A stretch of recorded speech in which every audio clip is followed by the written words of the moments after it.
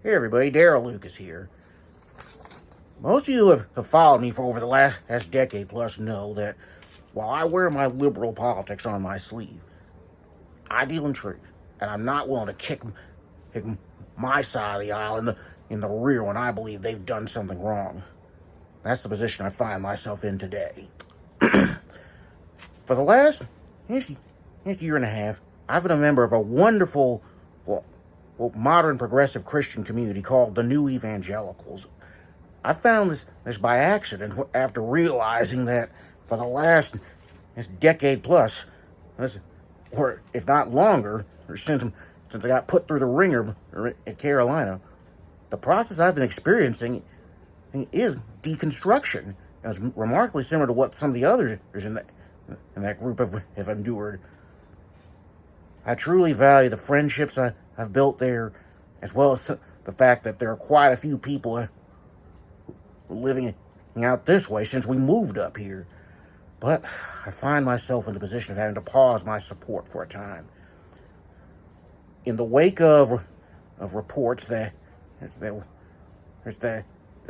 T&E's founder, Tim Whitaker, had been accused of workplace misconduct, including rage driving, T&E was investigated by Godly Response to Abuse in the Christian Environment, the same group that's investigated reports of abusive conduct by Christian groups in the past. Bob Jones University, IOPKC, and many others. They made a number of recommendations, and they appeared willing to implement them. And it showed that T&E has recognized that it is not just a startup anymore, and doesn't, at the face of it, did not appear to be going down the same road Uber went in its early going. But earlier this week, after freelance Christian blogger Rick Pidcock wrote an article about this investigation, Whitaker called Pidcock and irately berated him, claiming there were errors, but failed to identify specific accounts. Pidcock subsequently discovered that there were other instances where Whitaker engaged in the same behavior. I have it linked up in the About section of YouTube for those of you who are watching this on YouTube. But this made me sick to my stomach. In a day and age when journalists are being harassed and threatened simply for speaking up, Tim does this? Almost as befuddling is T&E's apparent failure to even acknowledge this. In any other world, this would be a firing offense.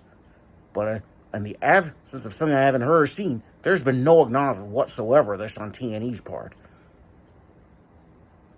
And they seriously believe that Tim can keep his job through this?